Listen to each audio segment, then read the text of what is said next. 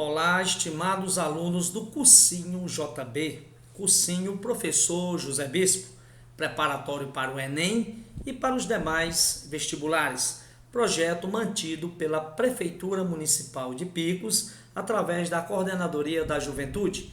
Aqui, professor Cláudio Roberto, sou professor de História do Brasil e vamos para a nossa aula de número 3. Na nossa aula de número 3, vamos aqui trabalhar a segunda etapa do Brasil Colonial, o Brasil Colonial 2, que traz como temática geral a União Ibérica entre os anos de 1580 a 1640, portanto, por 6 décadas, durante 60 anos, os mesmos reis da Espanha também reinaram Portugal. Reinaram todo o reino português, inclusive o território brasileiro, que fazia parte do reino português. Assim, a União Ibérica e suas consequências para o Brasil. As consequências: invasão holandesa no Brasil. As invasões holandesas no Brasil entre os anos de 1630 a 1654, portanto, durante 24 anos, parte do território brasileiro, parte da zona da Mata Nordestina ficou sob o domínio político holandês. Também iremos aqui trabalhar como consequência da União Ibérica o início da interiorização do Brasil, o início da expansão territorial, do processo de avanço da colonização como consequência da União Ibérica. A União Ibérica durou 60 anos. Entre os anos de 1580 a 1640, os mesmos reis da Espanha, os reis Filipes, rei Filipe II, Filipe III e Filipe IV, eles eram não somente reis da Espanha, mas também reinaram Portugal e, consequentemente, todas as suas colônias. Esse evento nominamos de União Ibérica. Vamos aqui ver a origem da União Ibérica, como se deu essa União Ibérica, como as duas coroas se fundiram em uma só. Para entendermos, vamos aqui estudar a dinastia de Aves. Na época em que os portugueses chegaram no Brasil, o rei de Portugal era Dom Manuel I. Esses são os filhos de Dom Manuel I, sendo o mais velho Dom João, que herdou o trono. Tinha Dom Duarte, tinha o cardeal Dom Henrique e Dom Luís. Também Dom Manuel I teve como filha Dona Isabel, que se casou com o rei da Espanha, Carlos V, os quais geraram o filho sucessor Filipe II. Com a morte de Dom Manuel, o trono passou para Dom João III. Na época do início da colonização portuguesa no Brasil, divisão do Brasil em capitanias hereditárias, o rei de Portugal era Dom João III. Dom João III, quando veio a falecer, o poder passou para o seu neto, Dom Sebastião. Dom Sebastião, novo, não se casou e acabou por falecer. Isso mesmo, desapareceu em uma batalha na África, em que tropas portuguesas enfrentavam os mouros, os descendentes de árabes, em colônias portuguesas no norte da África. Assim, o rei de Portugal, Dom Sebastião, desaparece nessa batalha, não deixando herdeiros, e assim criou-se um clima de disputa entre os pretendentes, os parentes mais próximos de Dom Sebastião.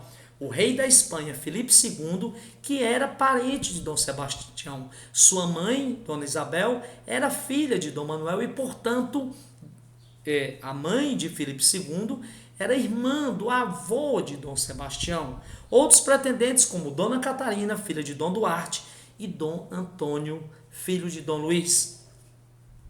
Então, criou-se um clima de disputa pelo trono. O rei da Espanha, Filipe II, desejava assumir também o trono português porque tinha direito por razões de parentesco. O Papa, na época, interviu na questão para solucionar e evitar um conflito maior entre portugueses e espanhóis e decidiu que quem deveria assumir era o cardeal Dom Henrique, filho de Dom Manuel. O cardeal assumiria, a igreja iria anular o seu celibato, para que o mesmo pudesse gerar um filho e deixar como herdeiro.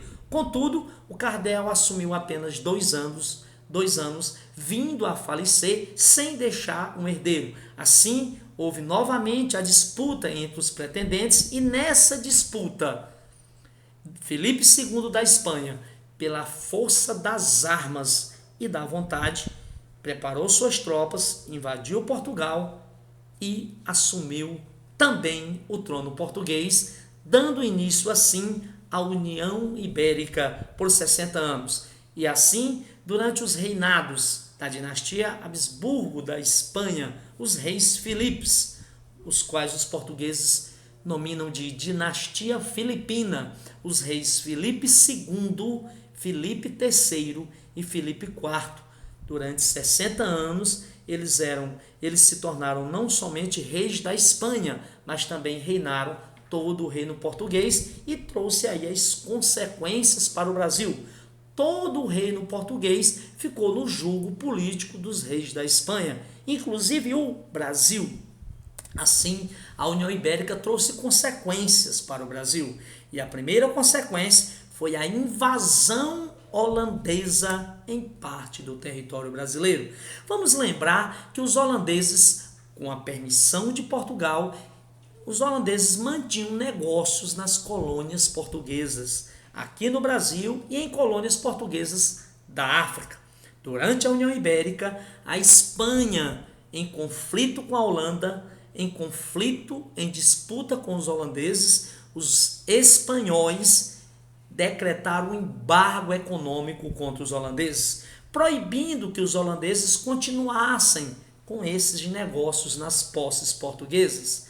E assim, impedidos de continuarem com esses negócios, os holandeses não querendo perder seus lucros no rentável comércio açucareiro com o Brasil, os holandeses então resolveram invadir essas colônias portuguesas. E a invasão ao Brasil, uma primeira investida em Salvador. Entre os anos de 1624 e 1625, os holandeses tentaram investida em Salvador e não conseguiram, não lograram êxitos. E assim, houve investidas em Recife. Investidas essas que foram vitoriosas, havendo assim a invasão holandesa. O financiamento dessas invasões holandesas no Brasil veio de uma empresa holandesa que tinha esses negócios no Brasil, que tinham financiamentos, a compra do açúcar, o refino na Europa e a redistribuição comercial do açúcar na Europa. O nome da empresa era Companhia das Índias Ocidentais Holandesa.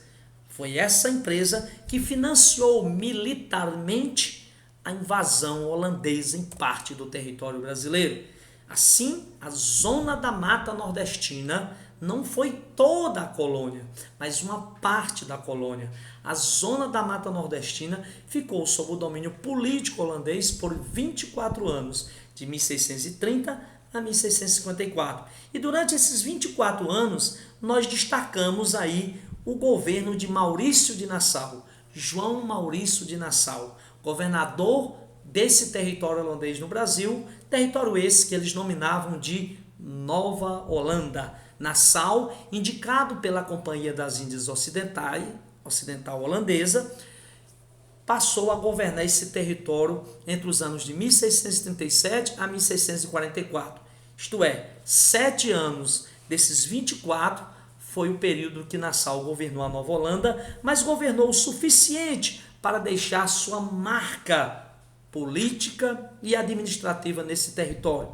Nassau teria escolhido Recife para ser a sede de seu governo. Olinda era a vila, Recife era a área portuária pertencente à vila de Olinda. Contudo, Nassau resolveu escolher Recife e construiu o que ele nominava de Cidade de Maurícia. Nassau fez um bom governo, um governo aberto, um governo com concessões, do diálogo. Algumas das principais realizações de João Maurício de Nassau nesse território holandês no Brasil. Ele abriu concessões de créditos aos senhores de engenhos, perdoou dívidas atrasadas para conquistar apoio político dos senhores de engenhos dessa região. Os impostos se tornaram mais baixos que os cobrados por Portugal. Tolerância religiosa, ou seja, não houve perseguição àquelas pessoas que seguiam outras religiões, e fez de Recife uma cidade, a capital da Nova Holanda, promovendo uma intensa urbanização em Recife, com a construção de tantas obras sanitárias, construiu prédios públicos, calçamento de ruas, fez um jardim botânico em Recife, um observatório de astronomia, promoveu a vida cultural da região, patrocinando a vinda de artistas da Europa, promovendo a vinda de estudiosos, naturalistas que pudessem estudar a fauna e a flora brasileira, pintores que pintaram paisagens desse território brasileiro. Também durante o governo de Nassau houve uma ampliação do domínio territorial holandês no Brasil. De tantas as obras construídas por Nassau, tornando Recife uma cidade, uma sede de seu governo, destacamos a construção da primeira ponte das Américas. O governo de Nassau durou por 7 anos. Outras realizações de Nassau, como a construção do Palácio da Boa Vista, e não esquecer do primeiro observatório astronômico do Hemisfério Sul, lá em Recife. Fez de Recife uma cidade, a sede, e lembrarmos mais uma vez a construção da primeira ponte das Américas. Contudo, no ano de 1640, a União Ibérica iria chegar ao fim, quando a família Bragança, em Portugal, resolveram lutar contra os espanhóis e restaurar o trono português. Ocorreu a vitória, essa revolta contra o domínio espanhol, e assim Dom João, Duque de Bragança, foi aclamado rei de Portugal com o título de Dom João IV, com apoio inclusive financeiro e militar inglês, dando início à dinastia Bragança e assim pondo fim à União Ibérica. Quando os portugueses restauraram seu trono, encontraram a ressaca, ou seja, todas as suas colônias ocupadas pelos holandeses. Portugal assim vai iniciar, com apoio financeiro inglês, a luta para expulsar os holandeses desses territórios. E aqui no Brasil colonial, na região da Nova Holanda, começou também a surgir um movimento contra essa dominação holandesa que teve como estopim a demissão de Nassau. Nassau foi demitido pela Companhia das Índias Ocidentais Holandesas. A demissão de Nassau atribuída ao fato da companhia desconfiar de possíveis pretensões políticas de Nassau aqui nesse território. Havia uma desconfiança que Nassau pudesse buscar uma autonomia nessa região. Assim, a demissão de Nassau torna-se o estopim para que aqui na Nova Holanda começasse as populações se reunir, se organizar militarmente com apoio de Portugal para expulsar os holandeses desse território. Esse episódio, que durou entre os anos de 1644 a 1654, que foi a luta para expulsar os holandeses do Brasil, esse episódio ficou conhecido historicamente como Insurreição Pernambucana. E assim os holandeses foram expulsos no ano de 1654. Expulsos do Brasil, os holandeses foram ocupar as Antilhas na América Central e passaram diretamente a produzir cana-de-açúcar naquela região, com inovações técnicas, como bem podemos observar nessa imagem, um engenho moderno holandês nas Antilhas. Isso fez com que os holandeses passassem a produzir açúcar e abastecer o mercado europeu, provocando a concorrência aqui com o açúcar do Brasil. Assim, houve um início da decadência do ciclo açucareiro no Brasil, causado por essa concorrência do açúcar antilano holandês, que já saía das Antilhas refinado. Isso mesmo, o açúcar já saía refinado. Havendo aí esta crise do ciclo açucareiro no Brasil. Vamos para outra consequência da União Ibérica para o Brasil, a expansão territorial no Brasil colonial. Essa expansão iniciada durante a União Ibérica e prosseguiu aí por todo o século XVII e XVIII, onde a colonização, século XVI, até então limitada a alguns pontos do litoral, ocorreu um processo de avanço, de povoamento, aproveitando-se desse período da União Ibérica em que o Tratado de Tordesilhas caiu no esquecimento. Durante a União Ibérica e mesmo pós-União Ibérica, os espanhóis não mais reclamavam o fiel cumprimento dos limites de Tordesilhas, e a colonização portuguesa no Brasil pôde avançar, se interiorizar e ultrapassar os limites de Tordesilhas, chegando à Amazônia, a região centro-oeste, onde hoje é o Mato Grosso, Goiás, e a região sul, onde hoje é Rio Grande do Sul, Santa Catarina e Paraná. E assim a colonização avançou. Colonização essa avançou ajudada por algumas atividades. Quais atividades contribuíram nesse processo de expansão territorial? Foram atividades econômicas, militares, religiosas, atividades essas que iremos aqui citar. Primeira, entradas e bandeiras, isso mesmo, expedições que adentravam ao sertão em busca de novas possibilidades econômicas. Haviam alguns tipos de bandeiras. A diferença entre entradas e bandeiras é que as entradas eram patrocinadas, organizadas pelas próprias autoridades coloniais. Essas eram as entradas. E as bandeiras eram feitas por particulares, principalmente partindo de São Paulo, uma região não muito próspera economicamente em relação ao Nordeste. A falta de oportunidades econômicas na capitania de São Vicente levou alguns paulistas a se dedicarem à atividade de bandeiras. Durante muito tempo, esses bandeirantes que desbravaram, que adentraram, seja apresando índios e vendendo como escravos, é a chamada bandeira de apresamento. Bandeiras que procuravam riquezas minerais, as bandeiras de prospecção.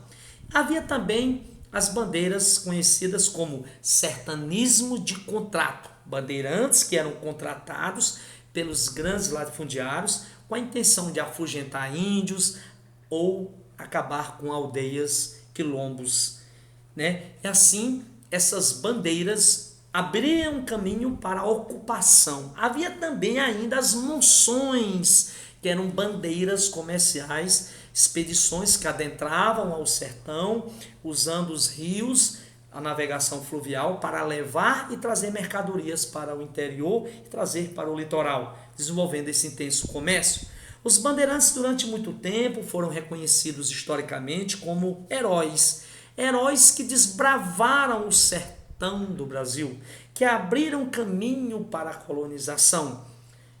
Assim, em São Paulo, os bandeirantes são vistos como figuras heróicas, sendo eles homenageados. Muitas homenagens são rendidas aos bandeirantes em São Paulo. O nome do Palácio do Governador de São Paulo é Palácio dos Bandeirantes. Muitos bandeirantes famosos deram nomes a rodovias em São Paulo. Existem estátuas e muitas homenagens que são rendidas a esses bandeirantes: Raposo Tavares, Anhanguera, Fernão Dias, Domingos Jorge Velho, e assim as bandeiras durante muito tempo vistas de formas heróicas.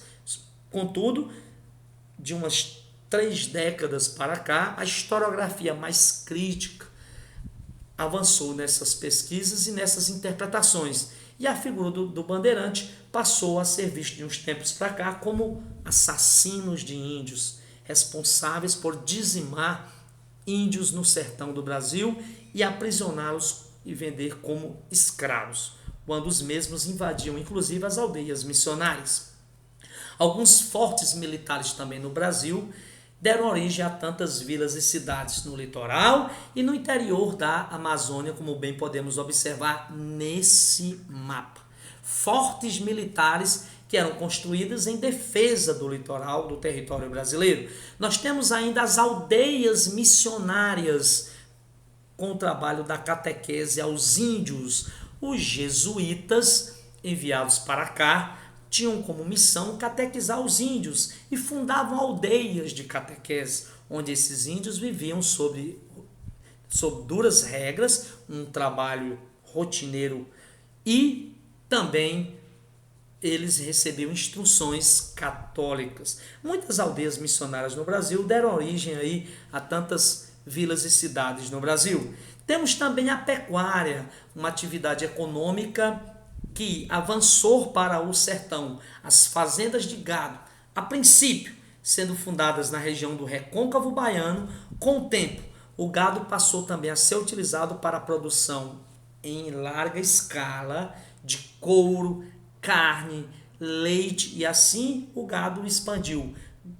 Foi levado mais para o sertão, buscando os leitos dos grandes rios no sertão nordestino, o Rio São Francisco, o Rio Parnaíba, seus afluentes e subafluentes. As fazendas de gado foram avançando e permitiram o surgimento de tantas vilas e cidades no sertão. A pecuária é extensiva no Nordeste, onde o gado era criado solto. No Nordeste, devido à escassez de pastagem em função do clima semiárido, o gado era criado solto. Surge a figura do vaqueiro, um trabalhador que recebe, ele é remunerado pelo seu trabalho. Ele cuida da vacaria, da boiada, do gado de um fazendeiro. Trabalhava geralmente com um acordo. Exemplo, a cada 5 bezerros que nascia, 1 ou 2 pertencia ao vaqueiro, conforme o acordo era feito. O gado no Nordeste era utilizado principalmente para a produção de couro. E no Centro-Oeste e Sul, uma região de um clima mais ameno, subtropical, o gado era criado de forma intensiva, ou seja, o gado era criado cercado, um gado de qualidade para a produção de carne, charque. Assim, no Nordeste, para a produção de couro, matéria-prima utilizada para fabrico de baús de couro, chapéu, cadeira e tantos outros produtos, sandálias. E no Sul, a produção voltada para a pecuária voltada para a produção de charque. Assim, a colonização avançou, como bem podemos observar nesse mapa econômico do Brasil do século XVI. Como a colonização era tímida a alguns pontos do litoral brasileiro. E observando nesse mapa, século XVII, como essas atividades que nós aqui apresentamos proporcionaram o processo de interiorização e de expansão do território brasileiro. E assim, somente no século XVIII, os espanhóis reclamaram da necessidade de se fazer novos acordos, novos tratados de limites para redefinir o território brasileiro, a colônia em relação aos territórios da Espanha. Dentre esses tratados, destacamos o Tratado de Utrecht, que foi celebrado entre Portugal e França, que definia agora, a partir de então, não mais limites imaginários, mas limites naturais para definir os territórios, os limites. Limites naturais como rios, montanhas, cordilheiras, serras, e assim ficou definido. No ano de 1713, pelo Tratado de Utrecht, ficou definido o rio Oiapoque como o limite entre o que era da Espanha, de Portugal, e o que era da França. E o Tratado de Madrid, 1750, esse foi o principal tratado. Tratado esse que definiu as fronteiras do Brasil. Esse Tratado de Madrid anulou oficialmente o Tratado de Tordesilhas e definia como critério para determinar os limites a posse do território. Os portugueses e espanhóis, aonde eles chegaram primeiro e tomaram posse, o limite natural, o ponto natural mais próximo seria a fronteira, seria o limite. E assim, os tratados de limites do século XVIII redefiniram as fronteiras do do que passou a ser a colônia de Portugal e Espanha. E assim o território brasileiro tornou-se mais grandioso. Assim podemos dizer que o Tratado de Madrid, do ano de 1750, o limite definido por Madrid, como bem mostra essa linha vermelha, aproxima a atual configuração geográfica do Brasil. E assim, para concluirmos essa nossa aula, vamos aqui trabalhar esse item do Enem de 2018. A questão, em seu suporte, apresenta um texto com essas informações. A rebelião lusa brasileira em Pernambuco começou a ser urdida em 1644 e explodiu em 13 de junho de 1645, dia de Santo Antônio. Uma das principais medidas de João Fernandes foi decretar nulas as dívidas que os rebeldes tinham com os holandeses. Houve grande adesão da nobreza da terra, entusiasmada com esta proclamação heróica. Nesse texto, lembramos algumas informações. Território Pernambuco, uma rebelião, a data de 1644, portanto, a data que começou a luta para expulsar os holandeses do Nordeste brasileiro, parte principalmente Pernambuco, foi no ano de 1644 e durou até 1654. E para que houvesse uma adesão das populações da região na luta contra os holandeses, o líder português João Fernandes teria decretado nulas as dívidas aos rebeldes, que os rebeldes teriam com os holandeses na luta para expulsá-los. A luta foi vitoriosa, porque houve uma adesão em massa dessa nobreza da terra, que são justamente essa nobreza, faz referência aos senhores de engenhos que aderiram à luta por interesses econômicos, em poder ter suas dívidas perdoadas. O comando da questão coloca: o desencadeamento dessa revolta na América Portuguesa seiscentista, portanto, os anos de 1600, século XVII, foi resultado, não foi essa adesão, esse desencadeamento, essa adesão forte dos senhores de engenhos da região, que também tiveram apoio dos índios, dos negros, na luta para expulsar os holandeses desse território. Não foi pela fraqueza bélica, nem pelo comércio transatlântico, nem pelo auxílio financeiro dos negociantes flamengos, nem pela diplomacia internacional dos Estados Ibéricos. Na verdade, essa adesão se deu pelo interesse econômico que os senhores de engenhos tiveram, em aderir à luta contra os holandeses, porque assim teriam suas dívidas atrasadas, seriam suas dívidas perdoadas. Portanto, alternativa letra E. Assim encerramos essa nossa videoaula. Vamos aqui clicar na descrição do vídeo, vamos colocar seu nome para que possamos registrar e acompanhar a sua frequência. Forte abraço a todos e até a nossa próxima aula.